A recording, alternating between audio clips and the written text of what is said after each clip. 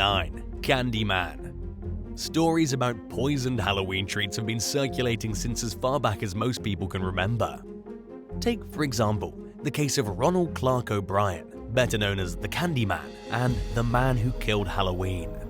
On Halloween night in 1974, O'Brien gave his son Timothy and several other kids some pixie sticks while out trick-or-treating in Pasadena, Texas. Timothy ate the candy before bed and complained that the sugary powder tasted bitter. O'Brien gave Timothy some Kool-Aid to wash it down, and just moments later the boy got violently ill. Unfortunately, he died less than an hour later on his way to the hospital. An autopsy revealed that the pixie sticks Timothy had eaten was laced with enough potassium cyanide to kill 2 adults. Police managed to recover all the other pixie sticks that O'Brien had given out before the children he gave them to could eat them. O'Brien told police that he'd gotten the candy at the home of a man who hadn't opened his door the first time the group knocked, and said he didn't see the man's face. The home belonged to an air traffic controller, who was quickly ruled out as a suspect when detectives confirmed that he was at work on Halloween night. They soon learned that O'Brien was over $100,000 in debt and seemingly incapable of holding a steady job. He was about to be fired from his current place of employment when Timothy was poisoned, and had taken out $60,000 in life insurance policies on his 2 children in the months leading up to the boy's death. The morning after Timothy died, O'Brien had called the insurance company to ask about collecting on his policy. Police also discovered that he'd visited a chemical supply store before Halloween. He left without buying anything after learning that they required a minimum £5 purchase of potassium cyanide. This was enough, along with other evidence, for investigators to suspect O'Brien of killing his son. The man maintained his innocence, but failed to convince a jury that he was being scapegoated out of a hyped-up fear over an urban legend about a mad poisoner. He was convicted of 1 count of capital murder and 4 counts of attempted murder, and was executed by lethal injection in 1984. 8. Satan Made Me Do It. When Devin Griffin arrived at his family's home in Martin, Ohio after church on Halloween in 2010, he found the slain bodies of his brother, 23-year-old Derek Griffin, his mother, Susan Liskey, and Susan's husband, William Liskey. At first, Devin thought they were playing a Halloween prank on him, but he quickly realized that it was no joke. Someone had beaten Derek with a hammer, shot William 5 times, and gunned down Susan. Griffin then ran outside and called a relative, who dialed 911.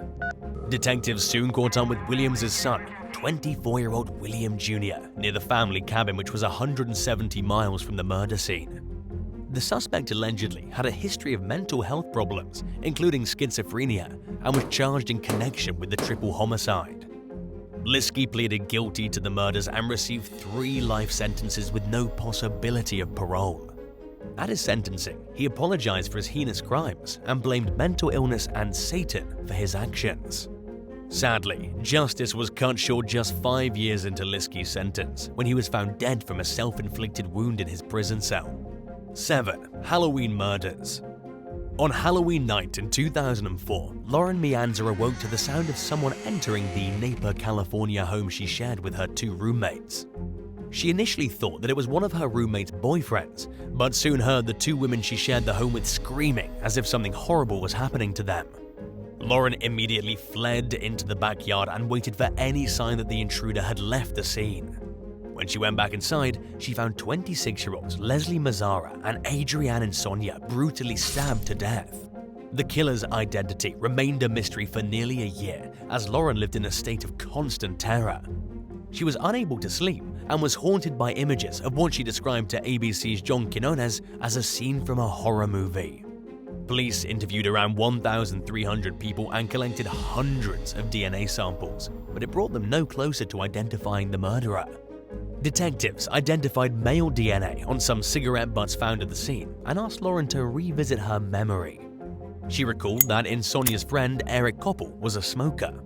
After realizing they hadn't checked his DNA, police tried to reach him but were unable to. At some point, Koppel realized he couldn't run forever. After consulting with some family members, he turned himself in. He never gave a motive for his crimes, and his reason for killing the young women remains a mystery to this day. To avoid a trial and the death penalty, Koppel pled guilty to 2 counts of first-degree murder. he'll remain behind bars for the rest of his life with no possibility of parole. 6. Fatal trespassing. Japanese exchange student Yoshihiro Hattori was on his way to a Halloween party in Baton Rouge, Louisiana in 1992 when he accidentally went to the wrong address. The bash he'd been invited to was specifically for Japanese exchange students and would have been a good opportunity to mingle with others who could relate to his experiences. Sadly, Hattori never made it to the event after mistakenly going to the home of local resident Rodney Pears. Thinking that the young man was trespassing with criminal intent, Pears fatally shot Hattori. The Baton Rouge Police Department initially declined to pursue criminal charges against Pears, whom they believed had acted within his legal right to defend his property. It wasn't until the state's governor and the Japanese consul in New Orleans called for an arrest that Pears was charged with manslaughter. His attorney argued that Hattori had an extremely unusual manner of moving that any reasonable person would find scary. Pears took the stand in his own defense, claiming that Hattori had come up behind his car extremely fast and that the victim ignored his command to freeze. The defendant said that Hattori instead laughed and that it terrified him to the point where he feared for his life and pulled the trigger. According to Pears' testimony, he shot Hattori in the chest from about 5 feet away. He said he felt he had no choice and that he was very sorry for the fatal outcome of the encounter. After deliberating for roughly 3 hours, the jury came back with a not guilty verdict. Spectators applauded and cheered in support of Pears. However, he was less lucky when it came to a wrongful death suit that Hattori's parents pursued in civil court. The court found Pears responsible for the young man's death, and he was found liable to the tune of $650,000 in damages. The young man's parents planned to use this money to establish 2 nonprofits in their son's honor, one dedicated to American exchange students wishing to visit Japan, the other to lobby for stricter gun control laws. Pears appealed the ruling, but the Louisiana Court of Appeals upheld the decision in 1995. In the tragedy's aftermath, he told the press that he would never own a gun again. 5. Toolbox killers. Over a 5-month period in 1979, 5 young women were tortured and killed throughout Southern California.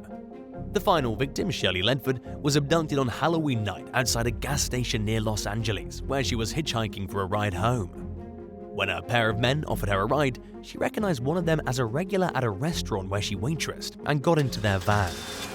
One of the men, Roy Norris, offered Ledford some marijuana, but she refused. In the meantime, the driver, Lawrence Bittaker, headed to a secluded street and parked the van. Norris pulled a knife on the young woman and then bound and gagged her with tape. He then got behind the wheel and drove around for over an hour while Bittaker beat and tormented Ledford in the back of the van. After roughly 2 hours of torture, Norris strangled the victim to death. It wasn't long before Norris and Bittaker fell under suspicion for Ledford's murder. Police put the men under surveillance and opened an investigation. It soon came to light that the pair was most likely responsible for all 5 unsolved murders of young women that had occurred in the area in recent months. Nicknamed the Toolbox Killers, Norris and Bittaker initially argued that Ledford had voluntarily participated in a romantic encounter with them both. However, the court didn't buy the story or any others that they used to try covering up their gruesome crimes. After being put under enough pressure, Norris cracked and confessed to the murders. He agreed to plead guilty and to testify against Bittaker in exchange for a 45-year sentence with the possibility of parole. Bittaker received the death penalty, but did everything in his power to avoid execution. He died on death row in 2019 at the age of 79, and Norris passed away at 72 years old in 2020 while still in prison. 4. Mysterious double murder. 20-year-old Elizabeth Platzman was a student at Smith College in New York City when she and her boyfriend, 39-year-old photographer Ronald Sisman, were brutally beaten and gunned down on Halloween in 1981. Both of them were shot multiple times in the back of the head. The pair were found dead at Sisman's 3rd-floor apartment in Manhattan that evening, according to an NYPD spokesperson, who went on to say that someone had completely ransacked the place. It seemed as though the killer was searching for something when they ripped apart the furniture, yet nothing appeared to be missing except for a handgun Sisman owned. The killers also removed any identification from the bodies of Platzman and Sisman. Police suspected that robbery was the motive for the double homicide, and there were no signs of forced entry, indicating that the murderers knew Sisman personally. However, no arrests were ever made in this bizarre case, which remains unsolved to this day.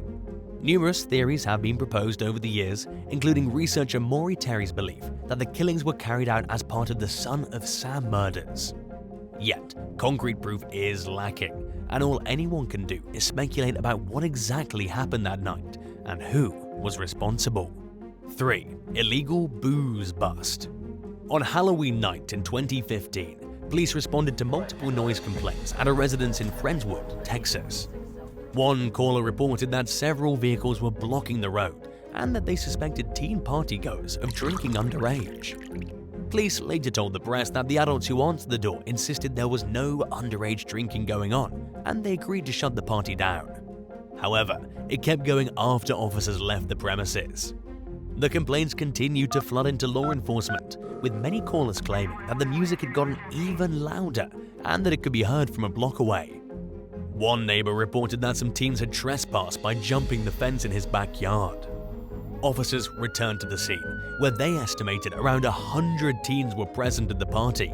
While sorting through the crowd, they caught minors with bottles of beer in their hands and recovered a bag of methamphetamine, along with some other drug paraphernalia. Several attendees fled by jumping into a nearby creek, but when their friends couldn't find them, what started out as an attempt to evade police turned into a rescue mission. The missing teens were among the 11 people who were arrested that night, including the 17-year-old hostess and her parents. Her mother, Kelly Meadows Kennedy, adamantly denied serving alcohol to minors and said that she told her daughter that booze would not be tolerated under any circumstances. Her daughter apparently didn't listen, and her family was among those who had to pay the price for it. 2. Ruined vacation. During a romantic trip to Paris in 2019, 27-year-old Christopher Williams and his girlfriend, 21-year-old Rebecca Kevin, went out on the town to celebrate Halloween. Christopher dressed as the Grim Reaper, and Rebecca wore a seductive bunny costume. They were walking back to their hotel after a great night out when some men pulled up beside the British couple and began catcalling Rebecca, prompting Christopher to ask them to stop bothering her. He later explained that he doesn't know French and didn't know what the bullies were saying to him and Rebecca. However, it was clear that they were commenting towards his girlfriend in an inappropriate manner. Instead of complying with Christopher's request to back off, the bullies pulled him through the passenger side window. He was dragged by the car for about 50 meters while they beat him the entire time. They also attacked Rebecca and punched her in the face repeatedly. The attack lasted roughly 3 minutes, leaving the couple with head trauma and broken noses. Rebecca's finger was fractured and her face was heavily bruised, and Christopher walked away from the ordeal with a chipped tooth. He later described the encounter as the scariest moment of our lives and said that the barbaric, vicious attack ruined their entire trip, leaving them with nasty injuries and a mixed bag of memories. 1. Carly Barron. Carly Ray Barron was just 23 years old when she was shot on Halloween night in 2020 in Wilmington, North Carolina. Officers were investigating a noise complaint in the neighborhood when they heard gunfire from nearby and rushed in its direction. They arrived in enough time to see a car speeding away and to find Carly at the scene. Emergency responders rushed her to the hospital where she later died from her injuries. Police eventually caught up with the suspect, 21-year-old Jacan Cortez Jackson, and charged him with second-degree murder. He was allegedly arguing with a group of people after a car accident and fired his gun during the altercation, fatally striking Carly. Shortly after the tragic encounter, law enforcement said that they don't believe the parties knew each other prior to the crash. Tempers fled and an innocent young woman paid for it with her life.